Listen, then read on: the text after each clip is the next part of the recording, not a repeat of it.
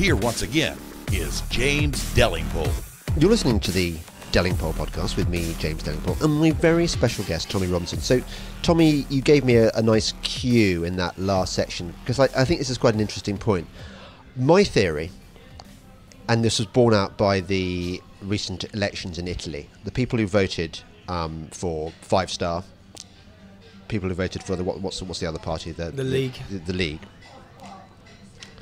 When they were surveyed, it was found that hardly any of them read mainstream media, watch mainstream TV anymore. They get their information off the internet.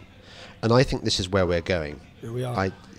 Now, you are about to set up your own Tommy Robinson website. Yep. Apart from anything else, because you bloody have to, don't you? Because you've been driven, even social media is now kind of about to silence you. Yeah, I fully in 2016 we had the upper hand. Yeah, we were the driving force, whether it be here, whether it be Donald Trump's election. Donald Trump won his election through Twitter and Facebook, so it's through social media. Now the elite, I'd say, the politicians, the governments have realised that, and they're fully taking back control and power through deals to silence, to shadow ban, to block, to all these things, to remove. Before elections, you looked at France, they removed tens of thousands of pro-Marine Le Pen accounts from social media overnight. Right. So these sort of tactics, that's the future. That's what they're going to be doing. But also, I look at what I spent 12 months with Rebel Media. What it allowed me to do was to completely realise, I used to think I had to be on the street talking to people to get my message out. And then I fully realised that the phone is the future, and we have to reach as many people as possible. Now, if in a 4-week period last year, when I went onto my analytics online, my tweets reached 193 million people, and my videos just on Facebook were watched by 49 million people in 4 weeks, just on Facebook. Bloody hell. Yeah, when I looked at that, and then I looked at the BBC, I realised that we are competing with the mainstream. So, in fact, the mainstream can only dream of... If I put an article out now, say, like, if I go to my live stream I done yesterday... Yeah. If I go to my live stream I done yesterday, my live stream had 350,000 people. That's my live stream figures currently. Where are these people? These are... So, that's currently at... So that live stream yesterday is 361,000 views, yeah? Right. Now, there was a big, massive hoo-ha because Theresa May got 500,000 views on her Brexit talk. It's like, when I look at our figures, if I go to the next one after that, if I look at our figures, these are just little videos we're doing, yeah? If we do big videos, I look at that one, that's at 546,000 views. Yeah. That's me talking about the Italian election. Now, I guarantee you that's more views than any mainstream media have had in this country on that issue. So, and they know that. So we are essentially what I said I want to do now. When I led the English Defence League, I don't want to sound cocky, but when I led the English Defence League, we were the biggest street protest movement Europe had seen. We were successful because we will not stop. Yeah, we were so committed to it. And right now, in 12 months' time, I'd stand here. I'll sit here confidently and say that I will lead the largest alternative media news network the world's seen. That's where we're going to be in 12 months. And is there a demographic that you're speaking to particularly? A particular demographic? No, not really, because it completely varies. What it is now is so many people search. So even though they're shadow banners, but those figures are with them blocking out our views. Oh, blimey. So they would be at millions. And now the difference is, if you see the reception we get, people trust us. The people who follow me and support me, they trust what I'm saying. Yeah. They are fed up of false narratives from medias and false agendas from media. So my name trends after every single terrorist attack. Yeah. Tommy Robinson trends. Why? Because people no longer want to hear what they're saying. They know that I'm going to give them the facts and deliver that this is what's gone on, this is why it's gone on, this is who's involved. Yes. They know, so they're searching more than ever for the alternative voice. Now, what we need to do is get severely organised, severely quick, because I see coming in the next 12 months, I see my complete removal from online activity, where I believe YouTube, Twitter and Facebook will have me gone within 12 months. Right. So I need in the next 12 months to build up a show. If you look at InfoWars in America, I want to be the equivalents for Europe. Right. And and if you look at InfoWars in America, the amount of information they get leaked, the amount of stories that people bring to them, of course. People don't want to talk to the media. So I for example, I reckon I could go to any grooming victim, any family, and they want to talk to me. Because I'll say this about you, that you do have this. One of the things I like about you is you do have this absolute integrity. I just get the impression that you're not very good. Well, maybe you are good at lying, but I don't get the impression that you do lie. No. Because you I'm don't honest. need to. But the thing is, which is partly what, if you ask me any question now, any question at all, I'll give you the honest opinion because I don't care, and I think people feel refreshed with that. So if someone said to me, like, which is what I've always said, I've never been an angel. I'm not an angel. I've done so much wrong in my life, and I don't try and hide it. I just say, but that's part of what made me the man I am. Right. Okay. So, wow. Can I say I'm quite jealous of these figures. I mean, you're going to be bigger than Milo. He'll love that. I generally think that in the next 2 months, when I get set up properly, I think people are going to be so electrified and excited at what we're going to do, media-wise. Wow. I'm excited. I'm so excited. So, and can you monetize this? How do you monetize this? Particularly the overheads and monetising it, we don't really. I don't want to be asking people for money. So I think that people. Can you advertise then? No, people. No, because they've demonetised.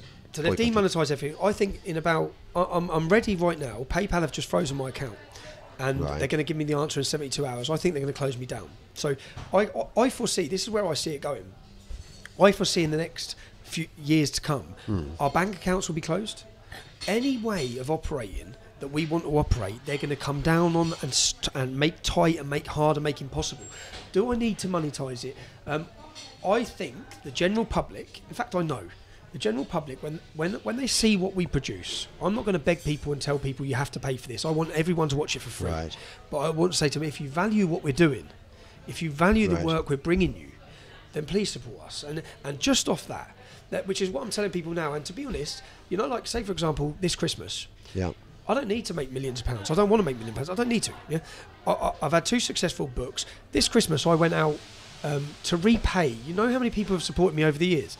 I went out to repay, and I went and visited one family and sent them to Disneyland. And this is what I want to do with the media channel. I sent them to Disneyland. I went to they've got a dying child. I went and visited another child who's dying, and I sent them to. They went to Florida. The other family went to France. I went and visited. This other one we didn't even make a video about. But I went and visited someone who people would have seen me come into contact with, who's had a very difficult life over one of our stories, and I sent him and his wife away. Now, if we as a media channel make explicit money, then we will be putting it back into the community, and that's a promise. We don't need to make obviously I've been involved with other companies, which I feel certain people or companies maybe financially it's all about money. For us, it's not. Yeah. Although I have to say, I was hoping you were going to say that you'd found a sort of a more reliable business model than that, because it's reliable. Trust me, it's reliable. No, I can see it for you. I'm thinking about for me, Tommy. Now, selfishly here, just because you're absolutely right that they probably are going to first of all drive you off social media, then they're going to try and close your bank account. Can we do that though? Yes. So you're down to Bitcoin. So I need what I need in the next 12 months is the name of our show to be a viral and the most known show. Yeah. Which I think it will be. Yeah. For alternative news, and that people, when they want to see what's happening anywhere, they'll go straight to our website. Yeah. So it's not going to be called Tommy Robinson. We already have a name in mind. I already have partners I want to work with. Tell me how you wrote a book on you sort of rejigged the Quran, didn't you? Just tell me about your Quran book. So Muhammad's Quran. So if you pick up a Quran, this is the hardest thing to do. So I spent 22 weeks on solitary confinement. Yeah, and funny enough, it was a Muslim outreach, one of these dawah centres that sent me a Quran with a big message saying, "Hey Tommy, find Islam, brother." Like they were trying to convert me in prison. Yeah.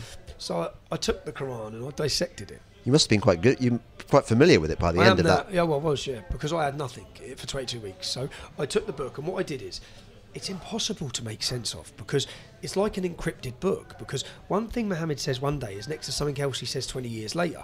So you have to then have... It's impossible to make sense of, basically. So what I did is I just made references to don't be friends with Christians and Jews. women, all the different references to what they say. And then I started writing down the verses to see, and within pages, I had pages worth of references where they talk about not being friends with Christians and Jews. Yeah. But what I then did is to understand that when I started looking back through history, I understood that the Quran used to be in chronological order. When Winston Churchill read the Quran, when William Gladstone read the Quran, now it was in the chronological order of how it happened. And the reason why that's so important is because due to basically the rules of Islam, whatever Muhammad said later in his life supersedes what he said earlier. Right. So you have, and in Muhammad's first 10 years of his life, he was very peaceful. Right. He had 50 followers. Yeah? Right. He then introduced... So he couldn't really afford to be warlike. But he introduced rape, jihad, piracy, war. You're basically telling people you can go in and take whatever you want from these people. And he went and got all the most... Basically what's happening in prisons now with the recruitment. He went and got all the people who were outcast from society, living out in the mountains as criminals, and he went and got them, and he recruited them for his religion, and then he went on a war path. Yeah. So basically, when you put the Quran into chronological order, which we've done, and what we've done is we've done it back to front. So when you open up the Quran on our book, the last thing Muhammad said is the first thing you will read, where he said, and the last thing he said was chapter 9:5, kill them all. Unless they convert, kill them. Right. So then what you do is when you get to the peaceful verses, which are now at the end of the Quran, the ones that are superseded by it, you'll just have a little line through them, and afterwards it will give you the verse number that basically cancels that one out. Right. And this isn't my opinion of... Again, this is not a book that's put into... I haven't put it into this chronological order. We've took Muslim historians and experts, 3 different ones, who put it into this order. Right. All of the things that are said in this book are evidential. There's 500 footnotes that brings you all back to Islamic sources. That's basically what it is. And also it's a 100-page introduction, which gives people the introduction to understand that throughout British history, our clergy, our politicians, our military, all of them have always been completely honest about Islam. They haven't spoke about interpretations of Islam. No. They've just spoke about Islam as the religion of war. Yeah. In fact, the phrase Islam is religion of peace was never heard until George W. Bush used it.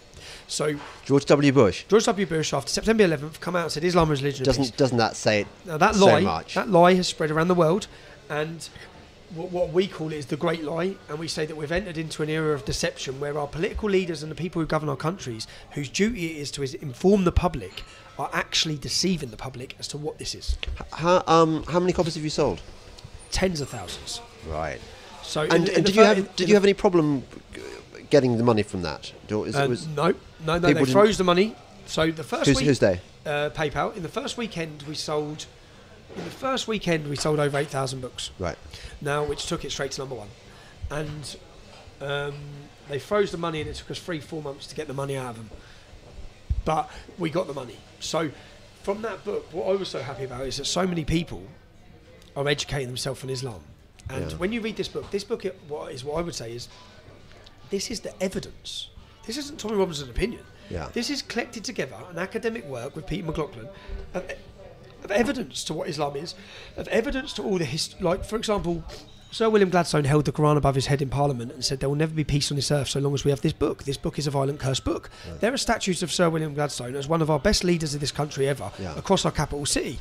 Right now, in the era we're in, he'd be an Islamophobic bigot who would be driven from politics. That's certainly true.